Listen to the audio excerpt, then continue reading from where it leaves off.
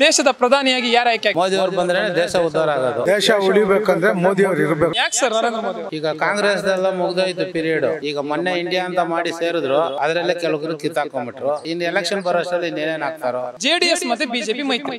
JDS ಗೆ Muslims vote ಬಿಟ್ಟಿಲ್ಲ, ಅದಕ್ಕೆ ಬಿಟ್ಬಿಟ್ಟು ಅಲ್ಲಿ ಹೋಗಿ ಸೇರ್ಕೊಂಡ್ರು ಅಷ್ಟೇ. ರಾಹುಲ್ ಗಾಂಧಿ ಅವ್ರಿಗೆ ಒಂದು ಅವಕಾಶ ಕೊಡಬಹುದು ಅನ್ಸುತ್ತಾ ಸರ್? ರಾಹುಲ್ ಗಾಂಧಿ ಕೊಟ್ರೆ ಮಕ್ಕಳು ಕೊಟ್ಟಂಗಾಗುತ್ತೆ. ಇವ್ರು ಕಾಂಗ್ರೆಸ್ ಅವ್ರ ಕೈಯಲ್ಲಿ ಹೋದ್ರೆ ಚೌಚೌ ತರ ಆಗ್ಬಿಡುತ್ತೆ. ಮೋದಿ ಸರ್ಕಾರಕ್ಕೆ ಕೋಮುವಾದಿ ಸರ್ಕಾರ ಅನ್ನೋ ಒಂದು ಹಣೆಪಟ್ಟಿ ಇದೆ. ಕೋಮುವಾದಿ ಸರ್ಕಾರ ಗೆದ್ದಿದ್ರೆ ಇಂಡಿಯಾ ಇಷ್ಟೊತ್ತಿಗೆ ಪಾಕಿಸ್ತಾನ ತರ ಆಗ್ಬಿಟ್ಟಿರೋದು. ಯಾವೆಲ್ಲ ಅಭಿವೃದ್ಧಿ ಕಾರ್ಯಗಳನ್ನ ಮಾಡಿದ್ರೆ ಜನಕ್ಕೆ ಅನುಕೂಲ ಆಗುತ್ತೆ? ಎಜುಕೇಶನ್, ಮೆಡಿಕಲ್ ಎಲ್ಲ ಫ್ರೀ ಕೊಟ್ರೆ ಸಾಕು. ನಿಮ್ ಪ್ರಕಾರ ದೇಶದ ಪ್ರಧಾನಿಯಾಗಿ ಯಾರು ಆಯ್ಕೆ ಆಗ್ಬೇಕು ಸರ್? ನರೇಂದ್ರ ಮೋದಿ ಅವರು ಆಗ್ಬೇಕು ಸರ್ ದೇಶದ ಪ್ರಧಾನಿಯಾಗಿ. ಯಾಕೆ ಸರ್ ನರೇಂದ್ರ ಮೋದಿ ಅವರು? ಸರ್ ಅವರು ಎಲ್ಲ ಒಳ್ಳೆ ಕಾರ್ಯಗಳು ಮಾಡ್ತಾ ಇದ್ದಾರೆ, ಅದರಿಂದ ಅವರು ಇದಾಗಬೇಕು ಸರ್. ಸರ್ ನಿಮ್ ಪ್ರಕಾರ ಯಾರಾಗ್ಬೇಕು? ನರೇಂದ್ರ ಮೋದಿನೇ ಬರೋದು. ಅವರು ಅನಿಷ್ಟ ಕೆಲಸ ಮಾಡ್ತಾ ಇದ್ದಾರೆ. ಅವ್ರಿಗೋಸ್ಕರ ಅಲ್ದ್ರೂ ಲೋಕ ಜನಗಳಿಗೋಸ್ಕರ ಭಾಳ ಕಷ್ಟ ಬಿದ್ದು ಕೆಲಸ ಮಾಡ್ತಾ ಇದ್ದಾರೆ. 99% ಅವರೇ ಗೆಲ್ಲೋದು. MP ಎಲೆಕ್ಷನಲ್ಲಿ ಅವರೇ ವಿನ್ ಆಗೋದು ಮೋದಿಯವರು. ಮೋದಿ ಅವರೇ ಬರಬೇಕು. ಈ ದೇಶ ನಮ್ಮ ಕೈಯೊಳಗಿರಬೇಕು, ಹಿಂದೂ ಜನಕ್ಕೆ ಕೈಯೊಳಗಿರ್ಬೇಕಂದ್ರೆ ಮೋದಿನೇ ಇರಬೇಕು. ಈ 370 ಆ್ಯಕ್ಟ್ ತೆಗೆದಿರೋದ್ರಿಂದ ದೇಶ ನಮ್ಮದು ಆಯಿತು ಅಂತ ನಮಗೆ ಇವಾಗ ಆಯಿತು. 70 ವರ್ಷದಿಂದ ಆದಮೇಲೆ ನಮಗೊಂದು ಭರವಸೆ ಸಿಕ್ಕಿದೆ, ನಮ್ಮ ದೇಶದೊಳಗೆ ನಾವು ಇದ್ದೀವಿ ಅಂತ. ಇಷ್ಟು ವರ್ಷ ನಮಗೆ ನಾವು ಯಾವುದೋ ಹೊರ ದೇಶದೊಳಗೆ ಇದ್ದೀವಿ ಅಂತ ಒಂದು ಭಾವನೆ ಇತ್ತು. ಇವಾಗ ನಮಗೆ ಒಂದು ಭಾವನೆ ಇದೆ, ನಮ್ಮ ದೇಶದೊಳಗೆ ನಾವಿದ್ದೀವಿ, ನಮ್ಮ ಆಡಳಿತ ಬೇಕು ಅಂತ. 370 ಒಳಗೆ ಮುಸ್ಲಿಮ್ಸ್ಗೆ ಏನೇನು ಮಾಡಿದರೋ ಅದೇ ಪಾರ್ಟಿಷನ್ ಆಗುವಾಗ ಹಿಂದೂಗಳಿಗೆ ಆ ಥರ ಏನಕ್ಕೆ ಮಾಡಿಲ್ಲ. 370 ಒಳಗೆ ಅವ್ರಿಗೆ ಎಷ್ಟು ಸವಲತ್ತುಗಳು ಕೊಟ್ಟರು ಅದೇ ಥರ ಹಿಂದೂಗಳಿಗೆ ಮಾಡಬೇಕಿತ್ತಲ್ಲ. ಆ ಕಾಲದೊಳಗಿದ್ದ ಕಾಂಗ್ರೆಸ್ ಅವರು ಇಷ್ಟು ವರ್ಷ ಕಾಂಗ್ರೆಸ್ ಅವರು ನಮ್ಮ ಜನತೆಗೆ ಮೋಸ ಮಾಡಿದ್ದಾರೆ. ನಮ್ಮ ದೇಶ ಉಳಿಬೇಕಂದ್ರೆ ಮೋದಿ ಅವರು ಇರಬೇಕು ಅಷ್ಟೇ. ನಮ್ಮದು ಆಗ್ಬೇಕು ಸರ್. ದೇಶಕ್ಕೆ ಮೋದಿನೇ ಬೆಸ್ಟ್ ಅನಿಸ್ತದೆ ಸರ್. ಈಗ ಬೇರೆ ಪಕ್ಷದಲ್ಲಿ ಯಾರು ಒಳ್ಳೆ PM ಯಾರು ಇಲ್ಲ ನಮ್ಮ ಕಂಡಂಗೆ. ಈಗಿರೋದು ದೇಶ ಎಲ್ಲ ಒಬ್ಬರೇ ಇದ್ದಾರೆ ಅಂತ ಅನಿಸ್ತದೆ ಸರ್. ದೇಶ ಒಂದು ಸೇಫ್ಟಿ ಇರ್ತೈತೆ. ನಮ್ಮ ದೇಶ ಸೇಫ್ಟಿ ಇರ್ತೈತೆ ಅಷ್ಟೇ. ಸರ್, ಇವಾಗ ರಾಹುಲ್ ಗಾಂಧಿ ಅವರನ್ನ ಒಬ್ಬರು ಯುವ ಪ್ರತಿನಿಧಿ ಅಂತ ನೋಡೋಕೆ ಹೋದ್ರೆ ರಾಹುಲ್ ಗಾಂಧಿ ಅವ್ರಿಗೆ ಒಂದು ಅವಕಾಶ ಕೊಡ್ಬೋದು ಅನ್ಸುತ್ತಾ ಸರ್ ಪ್ರಧಾನಿಗೆ? ಅಷ್ಟು ಎಕ್ಸ್ಪೀರಿಯನ್ಸ್ ಇಲ್ಲ ಸರ್ ನಮ್ಗೆ ಗೊತ್ತಾದಂಗೆ. ದೇಶ ಎಲ್ಲ ಎಷ್ಟು ಕೆಪಾಸಿಟಿ ಅವ್ರಿಗೆ ಇಲ್ಲ ಅನಿಸ್ತದೆ ನಮ್ಗೆ. ರಾಹುಲ್ ಗಾಂಧಿ ನೆಹರು ವಂಶದೊಳಗೆ ಆಲ್ರೆಡಿ 3 ಜನಕ್ಕೆ ಕೊಟ್ಟು ನಾವು ಈ ಸ್ಥಿತಿಗೆ ಬಂದಿದ್ವಿ. ಮತ್ತೆ ಗಾಂಧಿ ಪರಿವಾರ ಕೊಟ್ಟರೆ ತಿರ್ಗಾ ಮತ್ತೆ ನಾವು 70 ವರ್ಷ ಹಿಂದ್ಗಡೆ ಹೋಗ್ತೀವಿ. ಒಂದು ಕುಟುಂಬದ ಸಮಸ್ಯೆ ಅಂತೀರಾ? ಹೌದು, 100%. ಮತ್ತೆ ಬೇಡ. ಗಾಂಧಿ ಕುಟುಂಬದಿಂದನೇ ಈ ದೇಶ ಹಾಳಾಗಿರೋದು. ಇಲ್ಲಾಂದರೆ ನಮ್ಮ ದೇಶಕ್ಕಿಂತ ಸ್ವತಂತ್ರ ಹಿಂದೆ ಬಂದ ದೇಶಗಳೆಲ್ಲ ಎಷ್ಟೋ ಮುಂದುವರೆದಿದೆ. ಈ ಗಾಂಧಿ ಕುಟುಂಬದಿಂದನೇ ನಾವು ಹಿಂದಿರೋದು. ನಮ್ಮ ಅಭಿಪ್ರಾಯ ರಾಹುಲ್ ಗಾಂಧಿ ಕೊಟ್ಟರೆ ಮಕ್ಕಳು ಕೊಟ್ಟಂಗಾಗುತ್ತೆ, ಕಾಮಿಡಿ ಥರ ಆಗುತ್ತೆ. ದೇಶದ ಒಂದು ಘನತೆ ಕಾಪಾಡಬೇಕು ಅಂದರೆ ನಮ್ಮ ಮೋದಿಜಿಯವರೇ ಬರಬೇಕಾಗುತ್ತೆ. ರಾಹುಲ್ ಗಾಂಧಿ ಆಗಲೇಬಾರ್ದು ಸರ್. ಇನ್ನೂ ಚಿಕ್ಕ ಹುಡುಗ ಸರ್, ಅವ್ನಿಗೇನು ಗೊತ್ತೇ ಇಲ್ಲ ಇದ್ರ ಬಗ್ಗೆ. ವಯಸ್ಸಾಗಿದೆ ಅಷ್ಟೇ. ಅವ್ನ ಭಾವನೆಯಲ್ಲಿ ಚಿಕ್ಕ ಹುಡುಗ, ಡಿಸಿಷನಲ್ಲೂ ಚಿಕ್ಕ ಹುಡುಗ ಅವರು. ಅದಕ್ಕೇನೆ ಮೋದಿನೇ ಆದರೆ ಒಳ್ಳೇದು ಅಂತ ನಮ್ಮ ಸರ್. ಎಲ್ಲರೂ ಮೋದಿ ಅಂತ ಇದ್ದೀರಾ. ಮೋದಿ ಅವ್ರನ್ನ ಬಿಟ್ಟರೆ NDAದಲ್ಲಿ BJPಯಲ್ಲಿ ಸಮರ್ಥ ನಾಯಕರು ಇಲ್ವಾ ಸರ್ ದೇಶವನ್ನು ನಡೆಸುವಂಥವ್ರು? ಮೋದಿ ಇರುವಾಗ ಬೇರೆಯವರು ಯಾರು ಬೇಕಿಲ್ಲ. ಮನೆಗೆ ಒಂದು ತಲೆ ಇದ್ರೆ ಸಾಕು, ಒಬ್ಬರು ಇದ್ರೆ ಸಾಕು. ಮೋದಿ ಹೋದ್ಮೇಲೆ ಆಮೇಲೆ ಆಟೋಮೆಟಿಕ್ ಆಗಿ ಬೇರೆಯವರು ಬರ್ತಾರೆ. ಮುಂದಿನ ಅಂದ್ರೆ ಭವಿಷ್ಯದ ಒಂದು ದೃಷ್ಟಿಯನ್ನು ಇಟ್ಕೊಂಡು ಹೋದ್ರೆ ಬೇರೆ ನಾಯಕನನ್ನು ಕೂಡ ಬೆಳೆಸ್ಬೋದಲ್ವಾ? ಬೆಳೆಸ್ಬೋದು. ಇವ್ರು ಆದ್ಮೇಲೆ ಬೇರೆಯವ್ರು ಬರ್ಬೋದಲ್ಲ. ಅಮಿತ್ ಶಾ ಎಲ್ಲ ಬೆಳೆಸ್ತಾ ಇದ್ರು, ಎಲ್ಲ ಇದಾರಲ್ಲ. ಅಮಿತ್ ಶಾ ಅವ್ರಿಗೆಲ್ಲ ಬೆಳೆಸ್ತಾನೆ ಇದ್ದೀವಿ. ಇವ್ರು ಆದ್ಮೇಲೆ ಬೇರೆ ಲೀಡರ್ಸ್ ಬಂದೇ ಬರ್ತಾರೆ. ಅಮಿತ್ ಶಾ ಅವರು ಈಗಾಗಲೇ ಮೋದಿ ಅವ್ರನ್ನ ಓವರ್ಟೇಕ್ ಮಾಡಿದ್ದಾರೆ ಒಂದು ಹಂತದಲ್ಲಿ. ಆದ್ರೂ ಕೂಡ ಹೇಳಿ ಸರ್, ಅಮಿತ್ ಶಾ ಬಂದ್ರೆ ನಮಗೂ ಸ್ವಲ್ಪ ಸೇಫ್ಟಿ ಇರ್ತೈತೆ ಮುಂದಕ್ಕೆ. ಇವ್ರು ಬಿಟ್ಟು ಇವ್ರಿಗೆ ಹೌದು ಅಮಿತ್ ಶಾನ ಹಾಕೊಂಡಿದ್ದೀವಿ. ಇವ್ರಿಗೊಂದ್ಸತಿ ಕೊಡಿ. ಇಲ್ಲ, ಮೋದಿನೇ ಬರಬೇಕು. ನಮ್ಗೆ ಇಷ್ಟ ಮೋದಿನೇ ಇರೋದು. ಮೋದಿಯವ್ರು ಬಂದ್ರೇ ದೇಶ ಉದ್ಧಾರ ಆಗೋದು. ಇವ್ರು ಕಾಂಗ್ರೆಸ್ ಅವ್ರ ಕೈಯಲ್ಲಿ ಹೋದರೆ ಚೌಚೌ ಥರ ಆಗ್ಬಿಡುತ್ತೆ. ಏನು ಸ್ಟ್ರಾಂಗ್ ಇದೆ ಕಾಂಗ್ರೆಸ್ಸಲ್ಲಿ? ಈಗ ಸ್ಟ್ರಾಂಗ್ ಇಲ್ಲ. ಅವ್ರ ಕೈಯಲ್ಲಿ ಆಡಳಿತ ಕೊಟ್ಟು ಬರೀ ಇದಕ್ಕೇನೆ ಮಾಡಿದ್ದಾರೆ, ಅವ್ರಿಗೆ ಅಷ್ಟೊಂದು ಇದು ಇಲ್ಲ ಇವ್ರಿಗೆ. ಹೌದೌದು, ರಾಹುಲ್ ಗಾಂಧಿ ಅವ್ರಿಗೆ ಒಂದು ಅವಕಾಶ ಕೊಡ್ಬೋದು ಅನ್ಸುತ್ತೆ. ಕೊಡ್ಬೋದು, ಅಷ್ಟು ಎಕ್ಸ್ಪೀರಿಯನ್ಸ್ ಇಲ್ಲ ಅವ್ರಿಗೆ. ಇಲ್ಲ. ಓಕೆ ಸರ್, ಹೇಳ್ತಿದ್ರಿ ಇಲ್ಲ ಸರ್, ನಮ್ಮ ಕಾಂಗ್ರೆಸ್ ಸೈಡ್ ಕೊಟ್ಟರೆ ನಾವು ಮತ್ತೆ ಹಿಂದೂಗಳಾಗಲ್ಲ, ಓಕೆ. ಎಲ್ಲ ಕನ್ವರ್ಟ್ ಮಾಡಿಬಿಡ್ತಾರೆ ಅಷ್ಟೇ ನಮ್ಮನ್ನು, ಅಷ್ಟೇ ಇನ್ನೇನು ಮಾಡಲ್ಲ. ಈ ಮೋದಿ ಕೈಲಿದೆ, ನಾವು ಹಿಂದೂಗಳೇ ಇರ್ತೀವಿ, ನಮ್ಮ ದೇಶ ನಮ್ಮ ತಾವೇ ಇರ್ತೈತೆ ಅಷ್ಟೇ. ಮೋದಿ ಬಂದೇ ಬರ್ತಾರೆ ಸರ್. ಇದಕ್ಕೆ ಮಿಲಿಟರಿಗೆ ಜಾಸ್ತಿ ಸಪೋರ್ಟ್ ಮಾಡ್ತಾ ಇರೋದಂದ್ರೆ ಮೋದಿ ಬಂದ್ಮೇಲೆ. ಆರ್ಮಿಗೆ ನಮ್ಮ ದೇಶ ಅಂದರೆ ನಮ್ಮದು ಅನ್ನೋದಕ್ಕೆ ಒಂದು ಹೆಮ್ಮೆ ಪಡ್ತೀವಿ ಇವಾಗ. ಸರಿ ಸರ್, ಈಗ ಮೋದಿ ಸರ್ಕಾರಕ್ಕೆ ಒಂದು ಕೋಮುವಾದಿ ಸರ್ಕಾರ ಅನ್ನೋ ಒಂದು ಹಣೆಪಟ್ಟಿ ಇದೆ, ಈ ಬಗ್ಗೆ ಏನು ಹೇಳ್ತೀರಾ?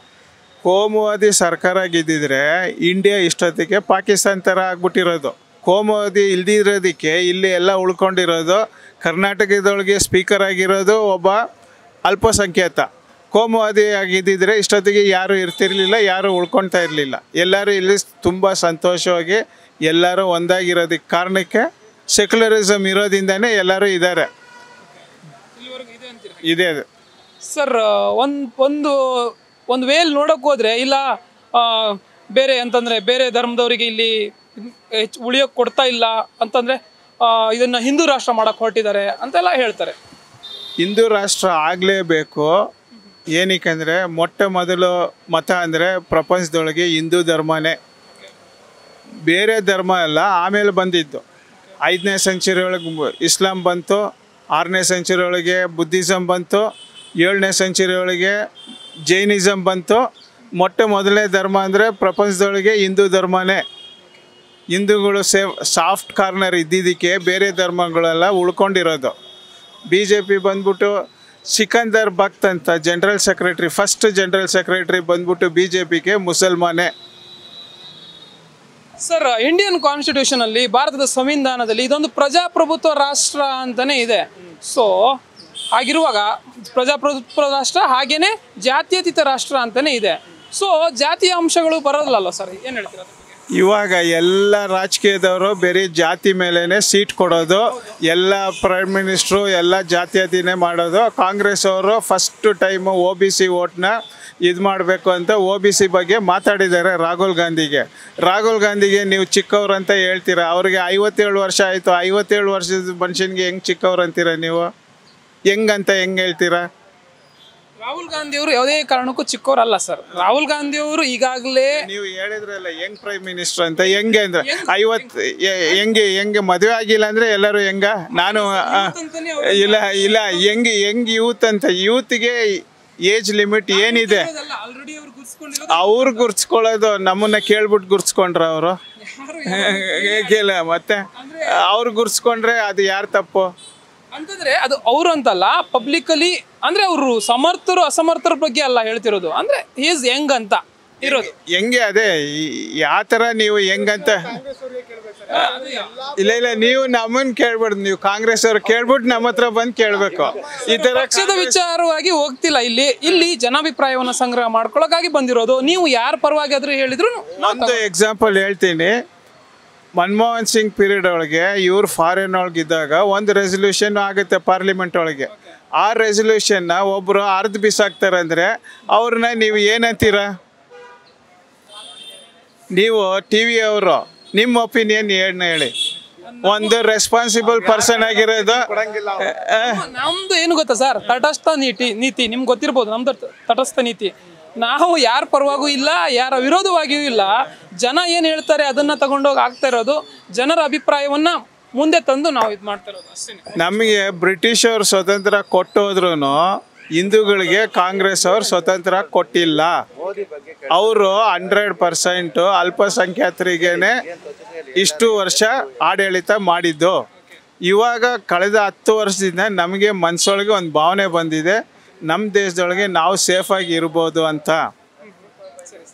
AK ಆಂಟೋನಿ ಅವರು ಡಿಫೆನ್ಸ್ ಮಿನಿಸ್ಟರ್ ಆಗಿದ್ದಾಗ 1 ಪೈಸಾ ಅಷ್ಟು ಏನೂ ಖರೀದಿ ಮಾಡಿಲ್ಲ ಡಿಫೆನ್ಸ್ಗೋಸ್ಕರ. ದೇಶ ಅಂದರೆ ಡಿಫೆನ್ಸ್ ಮುಖ್ಯ ಅಲ್ವಾ? ಡಿಫೆನ್ಸ್ಗೆ ಏನು ಮಾಡಿದ್ದಾರೆ? ನಮ್ಮ ದೇಶದೊಳಗೆ ವೋಟಿಂಗ್ ಪರ್ಸೆಂಟೇಜ್ ಬಂದ್ಬಿಟ್ಟು ಒಂದು 70% ಆಗುತ್ತೆ. ಅದರೊಳಗೆ ಅಲ್ಪಸಂಖ್ಯಾತರು 20% ಇರ್ತಾರೆ. ಈ BPL ಕಾರ್ಡವ್ರು ಒಂದು 20% ಇರ್ತಾರೆ. ಈ 40% ಓಟು ತಗೊಂಡ್ರೆ ಸಾಕು, ಒಂದು ಪಾರ್ಟಿ ಗೆಲ್ಬೋದು ಅಂತ ಉದ್ದೇಶದಿಂದ ಮಾಡೋದು. ಇದು ದೇಶದ ಡೆವಲಪ್ಮೆಂಟ್ಗೋಸ್ಕರ ಮಾಡೋದಲ್ಲ ಇದು. ಈ ವೈಯಾಲಿ ಕಾವಲ್ ಏನು ಮಲ್ಲೇಶ್ವರಂ ವಿಧಾನಸಭಾ ಕ್ಷೇತ್ರಕ್ಕೆ ಸೇರುತ್ತೆ. ಇಲ್ಲಿನ ಶಾಸಕರು ಬಂದು ಸಿ ಅಶ್ವಥ್ ನಾರಾಯಣ್ ಅವರು, ಅವರ ಒಂದು ಅಭಿವೃದ್ಧಿ ಕೆಲಸಗಳು ಅಥವಾ ಹೇಗೆ ನಡೀತಿದೆ ಸರ್ ಕ್ಷೇತ್ರದ ಕಡೆ ನೋಡ್ತಾರಾ? ನಮ್ಗೆ ನೋಡಿ ಸವಿ, ನಮಗೆ ಅವ್ರಿಗೆ ಬಂದ ಒಂದು 3 ಟೈಮ್ 4 ಸತಿ ಎಲ್ಲ ಆಗಿದೆ. ಈಗ 3 ಸಲ ಗೆದ್ದಿದ್ದಾರೆ. 3 ಸಲ ಗೆದ್ದೆ ಅಂತ ಅವ್ರೇನಂತ ಬ್ಯಾಡ್ ಇದೆಲ್ಲ ಮಾಡಿದ್ದಾರೆ. ಒಂದು ಸಾಂಗಿ ಟ್ಯಾಂಕ್ ಅದು ನೋಡಿದ್ರೆ ನಾವು ಬೆಂಗಳೂರು ನಮ್ಮಲ್ಲಿ ಒಳ್ಳಾಗಿದೆ. ಸಾಂಗಿ ಟ್ಯಾಂಕ್ ಹಿಂಗೆ ಎಲ್ಲ ಮುಳುಗೋಗ್ಬಿಟ್ಟಿದ್ದು, ಅದನ್ನು ಇದನ್ನು ಹೊಡ್ಕೊಳಕ್ಕೆ ನೋಡಿದ್ರು, ಅದು ಬಿಟ್ಕೊಟ್ಟಿಲ್ಲ. ಇವತ್ತು ಸಾಂಗಿ ಟ್ಯಾಂಕ್ ಇವತ್ತು ನಮ್ಮ ಬೆಂಗಳೂರು ನಮ್ಮಲ್ಲಿ ಒಳ್ಳಾಗಿದೆ. ಅದೇ ಥರ ಮಾಡ್ತಾ ಇದ್ದಾರೆ. ಅವ್ರ ಬಗ್ಗೆ ನಾವೇನು ಹೇಳೋಕ್ಕಾಗಲ್ಲ ಸುಮ್ಮನೆ. ಅವರು ಫಸ್ಟ್ ಟೈಮ್ ಶಾಸಕರಾದಾಗ 6,000 ಓಟಿಂದ ಗೆದ್ದರು. 2ನೇ ಸರಿ ಗೆಲ್ಲುವಾಗ 50,000 ಓಟಿಂದ ಗೆದ್ದರು. 3ನೇ ಸಲ ಗೆಲ್ಲುವಾಗ 45,000ದಿಂದ ಗೆದ್ದಿದ್ದಾರೆ. ಅವ್ರಿಗೆ ಅಲ್ಪಸಂಖ್ಯಾತರು ಓಟ್ ಮಾಡಿದ್ದಾರೆ, ಎಲ್ಲ ಮಾಡಿದ್ದಾರೆ. ಈ ಡೆವಲಪ್ಮೆಂಟ್ ಇರೋದ್ರಿಂದನೇ 3 ಸರಿನೂ ಗೆದ್ದಿದ್ದಾರೆ. 3 ಸರಿನೂ ಪರ್ಸೆಂಟೇಜ್ ಆಫ್ ಓಟ್ ಇನ್ಕ್ರೀಸ್ ಆಗಿದೆ. ಅವೇನಿಲ್ಲ, ಅವ್ರ ಪಾಡಿಗೆ ಅವ್ರು ಕೆಲಸ ಮಾಡ್ಕೊಂಡು ಹೋಗ್ತಾ ಇದ್ದಾರೆ. ನಮಗೇನೋ ಇದಿಲ್ಲ. ಅಶ್ವಥ್ ತುಂಬ ಚೆನ್ನಾಗಿ ಕೆಲಸ ಮಾಡ್ತಾ ಇದ್ದಾರೆ ಸರ್. ಹಾಂ, ಕೆಲ್ಸಗಳು ಚೆನ್ನಾಗಿ ಮಾಡ್ತಾ ಇದ್ದಾರೆ ಸರ್. ಜಾತಿ ಬಗ್ಗೆ ಅದು ಇದೆಲ್ಲ ನೋಡಲ್ಲ, ಚೆನ್ನಾಗಿ ಕೆಲ್ಸಗಳು ಮಾಡ್ತಾರೆ. ಸಾಂಕಿ ಟ್ಯಾಂಕ್ ಎಲ್ಲ ವಾಕಿಂಗ್ ಮಾಡೋರಿಗೆ ಎಲ್ರಿಗೂ ವ್ಯವಸಾಯ ಮಾಡಿಕೊಟ್ಟಿದ್ದಾರೆ. ಎಲ್ಲ ಚೆನ್ನಾಗಿ ಮಾಡ್ತಾರೆ. ಹೋಗಿ ಏನೋ ಕಂಪ್ಲೇಂಟ್ ಹೇಳಿದ್ರೂ ಅವ್ರ ಕಡೆ ಇರೋನು ಕಳಿಸ್ತಾರೆ. ನೋಡಪ್ಪ ಅಲ್ಲಿ ಹೋಗಿ ನೋಡು, ಏನು ಲೈಟ್ ಇಲ್ಲ, ಅದಿಲ್ಲ, ನೀರು ಬಂದಿಲ್ಲ ಅಂತ ಎಲ್ಲ ಕಳಿಸ್ತಾರೆ. ಅದ್ರ ಬಗ್ಗೆ ಎಲ್ಲ ಏನಿಲ್ಲ ಅವ್ರದ್ದು. ಈಗ ಮಾಡಿರೋ ಕೆಲಸಗಳನ್ನು ಬಿಟ್ಟು ಬೇರೆ ಏನು ಮಾಡ್ಬೋದು ಅಂತೀರಾ, ಅಥವಾ ಏನು ಬೇಡಿಕೆ ಇದೆ ಈ ಕ್ಷೇತ್ರದಲ್ಲಿ? ನಮ್ಮ ಕ್ಷೇತ್ರದಲ್ಲಿ ಆಲ್ರೆಡಿ ಡೆವಲಪ್ಡ್ ಏರಿಯಾ, ಇಲ್ಲಿ ಡೆವಲಪ್ಡ್ ಏರಿಯಾ. ಇಲ್ಲಿ ಹೊಸದಾಗಿ ಮಾಡೋಕ್ಕೆ ಏನೂ ಇಲ್ಲ. ಇರೋದನ್ನ ಉಳಿಸ್ಕೊಂಡು ಹೋದರೆ ಸಾಕು ಅನಿಸುತ್ತೆ. ಇಲ್ಲ, ಕೆಲಸಗಳು ಇರೋದು ಮಾಡ್ಕೊಂಡಿದ್ರೆ ಸಾಕು. ತುಂಬ ಚೆನ್ನಾಗಿ ನಡೀತದೆ. ಈಗ ಇದೇ ಫಾಲೋ ಮಾಡ್ತಾ ಇದ್ರೆ ಸಾಕು ಸರ್, ಬೇರೆನೇ ಬೇಕಾಗಿಲ್ಲ. ಇನ್ನೂ ತುಂಬ ಚೆನ್ನಾಗಿ ನಡೀತಾ ಇದೆಲ್ಲ. ಓಕೆ ಸರ್, ಈಗ ಲೋಕಸಭಾ ಚುನಾವಣೆ ಬಗ್ಗೆ ಬರೋದಾದ್ರೆ JDS ಮತ್ತೆ BJP ಮೈತ್ರಿ ಏನು ಹೇಳ್ತೀರಾ ಸರ್ ತಾವು? JDS BJP ಮೈತ್ರಿ ಆಗೋದ್ರಿಂದ BJPಗೆ ಏನು ಬೆನಿಫಿಟ್ ಇಲ್ಲ. ಮತ್ತೆ ಯಾಕೆ ಸರ್ BJP ಅವರು JDS ಜೊತೆಗೆ? ಎಲ್ಲರೂ ನೀವೇ ಹೇಳ್ತಿರಲ್ಲ ಅನ್ಸೆಕ್ಯುಲರ್ ಅಂತ. ಸೆಕ್ಯುಲರಿಸಮ್ ಆಗಿ ಇರಬೇಕಂದ್ರೆ ಎಲ್ಲರ ಜೊತೆಗೂ ಹೊಂದಾಣಿಕೆ ಮಾಡ್ಕೊಂಡು ಹೋಗ್ಬೇಕು ಅನ್ನೋ ಉದ್ದೇಶದೊಳಗೆ ಮಾಡ್ಕೊಂಡಿದ್ದಾರೆ. ಸರ್, ಸೆಕ್ಯುಲರಿಸಮ್ ಅಂದ್ರೆ JDS ಜೊತೆಗೆ ಸೇರ್ಬಿಟ್ರೆ ಸೆಕ್ಯುಲರಿಸಮ್ ಬಂದ್ಬಿಡುತ್ತೆ ಅಂತ ಅವ್ರ ಪಾಲಿಸಿ. ಯಾರು? BJP policy. JDS ಜೊತೆ ಸೇರ್ಬಿಟ್ರೆ ಸೆಕ್ಯುಲರಿಸಮ್ ಬಂದ್ಬಿಡುತ್ತೆ. ಹೌದು, ಸೆಕ್ಯುಲರ್ ಪಾರ್ಟಿ ಅಲ್ವಾ JDS. ಜಾತ್ಯತೀತ ರಾಷ್ಟ್ರದಳ ಜನತಾದಳ ಅಂತ ಹೆಸರು ಇದೆಯಲ್ಲ, ಅವ್ರ ಜೊತೆಗೆ ಸೇರಿಲ್ಲ ಅಂದರೆ ನಿಮಗೆ ಸೆಕ್ಯುಲರಿಸಮ್ ಇಷ್ಟ ಆಗಿಲ್ವ ಅಂತ ನೀವು ಮಾಧ್ಯಮದವರ ಕ್ವಶನ್ ಮಾಡ್ತೀರಾ, ಕೇಳ್ತೀರಾ ಇಲ್ವ ನೀವು? ಅದಕ್ಕೆ ಎಲ್ಲರ ಜೊತೆಗೂ ಇರ್ತಾರೆ. ಅವರು ಮುಸ್ಲಿಂ ಲೀಗ್ ಅವ್ರು ಬಂದ್ರೂ ಸೇರಿಸ್ಕೊಳ್ತಾರೆ. ಏನಕ್ಕೆ ಅಂದರೆ ಅವ್ರು ಸೆಕ್ಯುಲರ್ BJP ಬಂದ್ಬಿಟ್ಟು ಸೆಕ್ಯುಲರ್ ಪಾರ್ಟಿ. ಎಲ್ಲ ಒಂದು ಕಡೆ JDS ನಾಯಕ ಮುಖಂಡರು ಕುಮಾರಸ್ವಾಮಿನೇ ಒಂದು ಹಿಂದುತ್ವದ ಅಂದರೆ ತಪ್ಪು ಅಂತಲ್ಲ, ಹಿಂದುತ್ವದ ಧೋರಣೆ ತೋರ್ತಾ ಇದ್ದಾರೆ. ಕೆಲವೊಂದು ಮೇಜರ್ ಸರ್ಜರಿಯನ್ನು ಪಕ್ಷದಲ್ಲಿ ಮಾಡ್ತಾ ಇದ್ದಾರೆ. ವಿರೋಧ ಪಕ್ಷದ ಅಥವಾ ಆಪೋಸಿಟ್ ಇರೋ ಪಕ್ಷದವರು ಇವರು ಹಿಂದುತ್ವವನ್ನು ಪಠಿಸ್ತಾ ಇದ್ದಾರೆ. ಹಿಂದೆ ಇದ್ದ ಸೆಕ್ಯುಲರಿಸಮ್ ಅಂತಂದರೆ ಜಾತ್ಯತೀತ ಈಗಿಲ್ಲ ಅಂತ ಹೇಳ್ತಾರೆ. ಹೌದು, ಇದು ಬಂದ್ಬಿಟ್ಟು 80% ಹಿಂದೂಗಳಿರೋ ದೇಶದಿಂದ ಹಿಂದುತ್ವ ಇದ್ರೇ ಈ ದೇಶ ಉಳಿಯೋದು. ಇಲ್ಲ ಅಂದರೆ ಇಸ್ರೇಲ್ ಥರ ಆಗ್ಬಿಡುತ್ತೆ, ಇಸ್ರೇಲ್ ಹಮಾಸ್ ಥರ ಆಗ್ಬಿಡುತ್ತೆ. ಹಿಂದುತ್ವ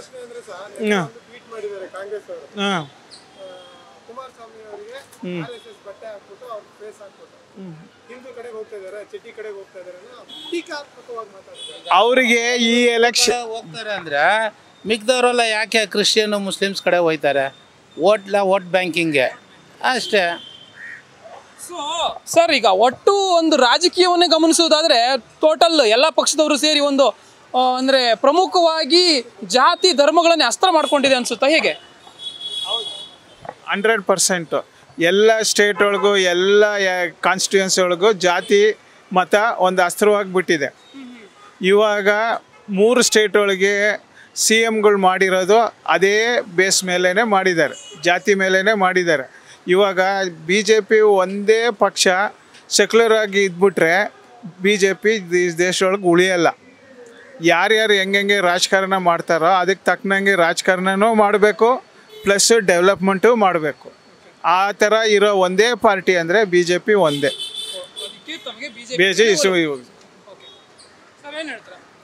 ಅವ್ರು ಹೇಳಿದ್ದು ಕರೆಕ್ಟು, BJPನೇ ಬೇಕು. ಎಲ್ಲ ರಾಜಕೀಯ ಪಕ್ಷಗಳು ಜಾತಿ ಧರ್ಮಗಳ ಬಗ್ಗೆ ಈಗ ಕಾಂಗ್ರೆಸ್ದೆಲ್ಲ ಮುಗ್ದೋಯ್ತು ಪೀರಿಯಡು. ಇನ್ನೇನು ಮಾಡಿದ್ರೆ ಅವರೆಲ್ಲ ಒಂದು ಸೇರೋಕ್ಕೆ 10 ವರ್ಷ ಬೇಕು. ಈಗ ಮೊನ್ನೆ ಇಂಡಿಯಾ ಅಂತ ಮಾಡಿ ಸೇರಿದ್ರು, ಅದರಲ್ಲೇ ಕೆಲವ್ರು ಕಿತ್ತಾಕೊಂಬಿಟ್ರು.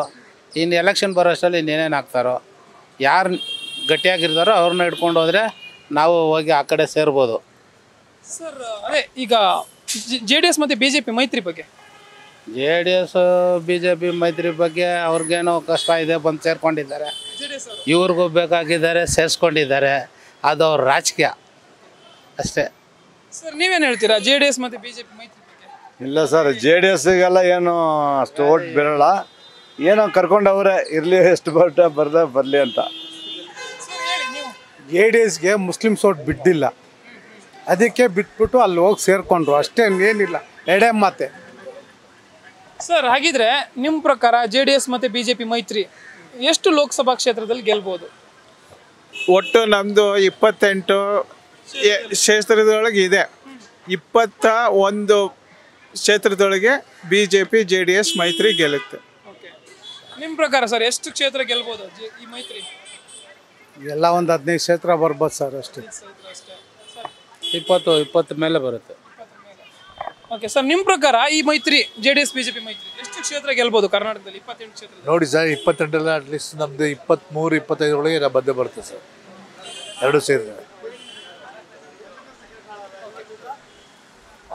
ಸರ್ ಈಗ ಒಟ್ಟಾರೆಯಾಗಿ ಗಮನಿಸುವುದಾದರೆ ಈ ಎಲ್ಲ ರಾಜಕೀಯ ಪಕ್ಷಗಳು ಏನು ಅಸ್ತಿತ್ವಕ್ಕೆ ಬರುತ್ತಲ್ಲ, ಸರ್ಕಾರಗಳು ಅಂದರೆ ಕರ್ನಾಟಕದಲ್ಲಿ ನಮ್ಮ ಸರ್ಕಾರ, ರಾಜ್ಯ ಸರ್ಕಾರ ಹಾಗೆಯೇ ಕೇಂದ್ರ ಸರ್ಕಾರ ಯಾವೆಲ್ಲ ಅಭಿವೃದ್ಧಿ ಕಾರ್ಯಗಳನ್ನು ಮಾಡಿದ್ರೆ ಜನಕ್ಕೆ ಅನುಕೂಲ ಆಗುತ್ತೆ? ಮೇಜರ್ ಆಗಿ ಕೆಲವೊಂದು ಬೇಡಿಕೆಗಳಿರುತ್ತಲ್ಲ ಸರ್, ತಮ್ಮ ಪ್ರಕಾರ ಯಾವ ಬೇಡಿಕೆ? ಮೇಜರ್ ಆಗಿ ನಮ್ಮದು ಡಿಫೆನ್ಸು ಭದ್ರತೆ ಮಾಡಬೇಕು. ಆಮೇಲೆ ನಮ್ಮ ಬಾರ್ಡ್ರು ಭದ್ರತೆ ಮಾಡಬೇಕು. ಆಲ್ ಇಂಡಿಯಾ ಲೆವೆಲ್ ಒಳಗೆ ಕೆಲಸ, ಎಂಪ್ಲಾಯ್ಮೆಂಟು ಇಂಪ್ರೂವ್ ಮಾಡಬೇಕು. ಆಮೇಲೆ ಎಜುಕೇಷನ್ ಕೊಡಬೇಕು. ಆಮೇಲೆ ಹೆಲ್ತು, ರಾಜ್ಯ ಸರ್ಕಾರದ ಟೋಟಲ್ ನ್ಯಾಷನಲ್ ಲೆವೆಲ್ ಒಳಗೂ ಅಷ್ಟೇ, ಸ್ಟೇಟ್ ಲೆವೆಲ್ ಒಳಗೂ ಅಷ್ಟೇ. ಸರ್ ನಿಮ್ಮ ಬೇಡಿಕೆಗಳು? ಅಷ್ಟೇ ಸರ್, ಅವ್ರು ಹೇಳಿದ ಬೇಡಿಕೆನೆ. ಎಜುಕೇಷನ್ನು, ಮೆಡಿಕಲ್ಲು ಎಲ್ಲ ಫ್ರೀ ಕೊಟ್ಟರೆ ಸಾಕು. ಫ್ರೀ ಎಜುಕೇಷನು, ಈ SC ST ಅಂತ ಸಪ್ರೇಟ್ ಮಾಡಿ ಇಟ್ಬಿಡ್ತಾರೆ. ನಾವು ಇಲ್ಲಿ ಬಂದು 4ನೇ ಜನ್ರೇಷನು, ನಮ್ಮ ತಾತನೂ ಮಾಡಿಲ್ಲ, ನಮ್ಮ ಅಪ್ಪನೂ ಮಾಡಿಲ್ಲ, ನಾನು ಮಾಡಿಲ್ಲ, ನನ್ನ ಮಗನೂ ಮಾಡಿಲ್ಲ ಗೌರ್ಮೆಂಟ್ ಕೆಲಸ ಯಾವುದು.